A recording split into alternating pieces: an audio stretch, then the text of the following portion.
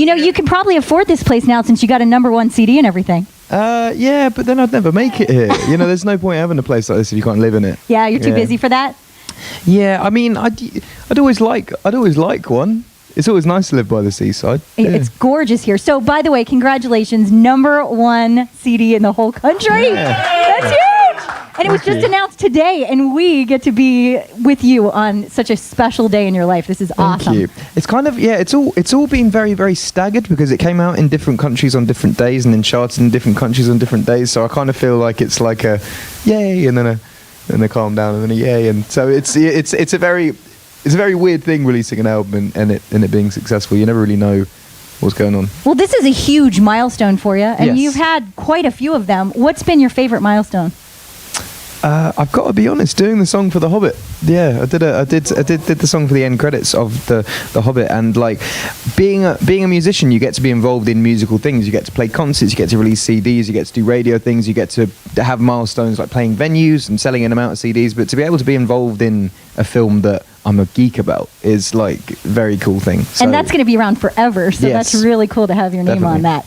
And then, so you have been singing since you were 4 in a choir, is that right? That's I quit the choir quite soon after that because BBC Two is a channel in England. Right. At 6 o'clock on a Friday, it was The Simpsons, then Malcolm in the Middle, then Fresh Prince of Bel-Air, then Buffy the Vampire Slayer. And if I did choir, I missed all of that. Oh, well, priorities, right? You can't miss that when you're a kid. You're 23 years old, and you've already done so much. You seem like an old soul for 23. Do you see yourself doing this for quite some time? Is there anything else you maybe want to accomplish, acting or anything like that?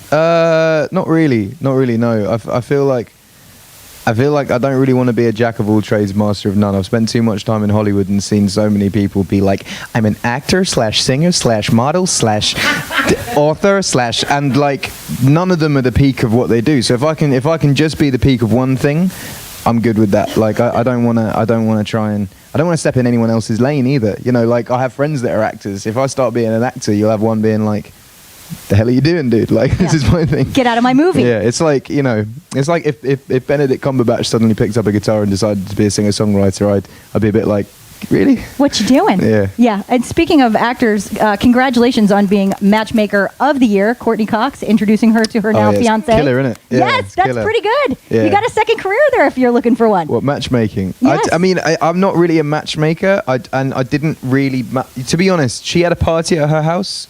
I brought Johnny along. He just didn't go home, and like it wasn't. That's pretty good. It wasn't. He's still there. Yeah, it wasn't me being a matchmaker. Like I didn't like go Johnny this Courtney. I just like, you know, I went to a party and I brought him along. But see, that was a good bring along. Somebody could have brought a casserole. You brought somebody that she's going to marry, so that's good. But I lived with the dude. I lived with him for a year, so like he came with me everywhere. I think that's best man material right there. No, I won't be his. But I haven't known him long enough. I've known him like three years. I mean, we lived together for like a year and a half, and like wrote half the album together and recorded half the album together. But like, you know, he's 37. There's bound to be a friend he's no longer than me.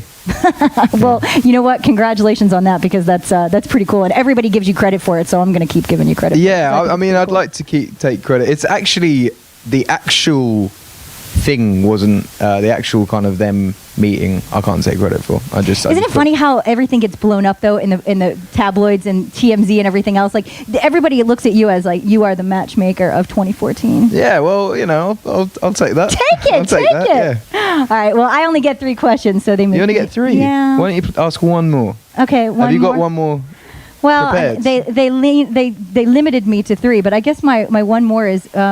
What do you do for fun? Do you ever have a day where like somebody isn't stalking you or needs something from you? Can you go to the freaking grocery store? Like? Do you know what? I wind down and I watch films. I watch anything. I watched Rio 2 the other day. That's wicked. You watched The Hobbit? Yeah. Yep. No, but I went on Amazon because Blu-rays obviously come back in. Well, not in. Back in. It's in. And DVDs are just being sold for like $1 or $2. Well, £1 in my country, but so I just went on Amazon and ordered about 2,000 DVDs, and I've just been making my way through them whenever I have days off. Oh, that's good. Yeah. But again, you kind of have to be by yourself doing that because you go out. I guess you have to get recognized now, don't you? Yeah, it happens. Having bright ginger hair and very colourful tattoos, you do tend to stand out. But no, I live in the countryside. It's very, very difficult to get to where I live, let alone find where I live. So I'm very secluded when I have time off. Well, you're everybody's favorite ginger, by the way. I think Prince Harry's everyone's No, favorite no, ginger, no, but- not around here. No? Let me tell you something. You should have heard the people calling in. No, Crazy but to meet you. I'm sure if Prince Harry did a competition on your radio station to say who wants to be my bride. Well, because get you'd more be calls. a princess. I mean, it's tough to That's what I'm top saying. that one. Yeah, no, but you can't top a prince who's ginger. Like, I don't know. I think mean- whoever ends up with you is going to be all right. yeah, but they won't be like owning countries and shit. Right, Like- I know, but you know what? You'll buy them a tiara. That's cool. Not owning countries and shit. but- To be honest, we can try and we'll try and buy somewhere. We'll find. There's bound to be a country that's for sale, like Lithuania or something. yeah, like stop that. spending money on DVDs on Amazon. Maybe you can buy yourself a No, country. but the thing is, any country is kind of like a football club because you can buy a football club, but then you're just instantly in debt. Like, there's a football club in England that's for sale at the moment for 20 pence, which is like 20 cents, I think. Wow, that must be a great team. Yeah, but when you buy it, no, it is actually a good team. But when you buy it, you're in instantly like 15 million debt. So I think countries are like that. So yeah, I don't think I'll own a country. Yeah, I would stay away from that. Again, Yeah. like the lane you're in now, perfect lane for you. Thank you. Stick with it. All right, I got to give them up now because seriously, I'll stay here all day. Cool, thank you. Thank you so much Thank for you so chatting much. with me.